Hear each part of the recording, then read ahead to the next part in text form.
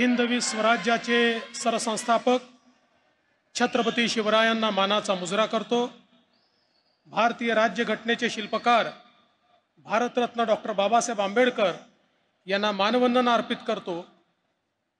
आज आपल्या सर्वांकरताच ही अत्यंत आनंदाची गोष्ट आहे की सलग तिसऱ्यांदा भारताचे प्रधानमंत्री होण्याचा कीर्तिमान स्थापित करणारे आपल्या सर्वांचे लाडके प्रधानमंत्री माननीय मोदीजी पहिल्यांदा महाराष्ट्रात येत आहेत। त्यांचं जोरदार आपल्या सगळ्यांच्या वतीनं मी या ठिकाणी स्वागत करतो।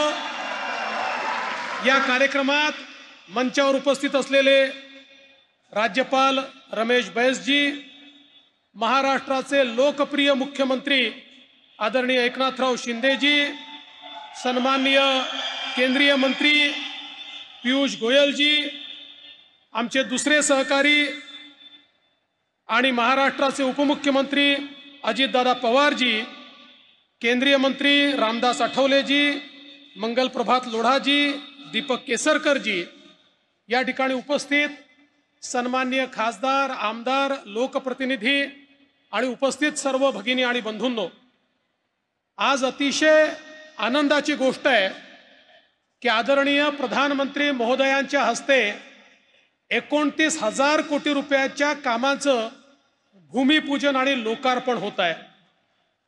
आदरणीय प्रधानमंत्रीजी, आपला जो कार्यकाळ आहे हा जसा गरीब कल्याणाच्या अजेंड्याकरता लोक लक्षात ठेवतील, तसंच अतिशय अभूतपूर्व अशा पायाभूत सुविधांच्या इन्फ्रास्ट्रक्चर प्रोजेक्ट बद्दल देखील आपलं नाव हे निश्चितपणे इतिहासामध्ये लिहिलं जाईल। आणि मुंबईकरांनी तर जे अनुभवलेलं आहे, मग या मुंबईचा अटल सेतू असो, कोस्टल रोड असो, इथली मेट्रो असो, इथल्या नवी मुंबईमधलं एअरपोर्ट असो, किंवा आताचे जे 2 प्रोजेक्ट आहेत ज्याच्यामध्ये ठाणे बोरीवली हा अतिशय महत्त्वाकांक्षी ट्विन टनेलचा प्रोजेक्ट आहे, किंवा गोरेगाव मुलुंड लिंक आहे, हे सगळे प्रोजेक्ट प्रचंड इन्फ्रास्ट्रक्चरचे मार्वल आहेत आणि मुंबईकरांच्या जीवनामध्ये अतिशय महत्त्वाचे मोलाचे तास आणि क्षण हे वाचवणारे अशा प्रकारचे हे सगळे प्रोजेक्ट्स आहेत। आणि म्हणून मी आपले आभार मानतो, माननीय मुख्यमंत्र्यांचं देखील मनापासून या ठिकाणी अभिनंदन करतो।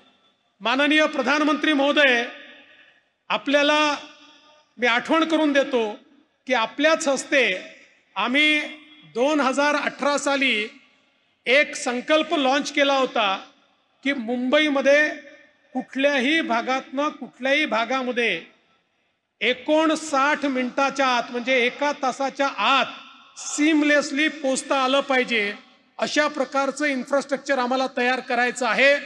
आणि आज हे जे 2 प्रोजेक्ट आपण करतोय त्या आपल्या उद्दिष्टाकडे अतिशय वेगाने आपली ही वाटचाल आहे।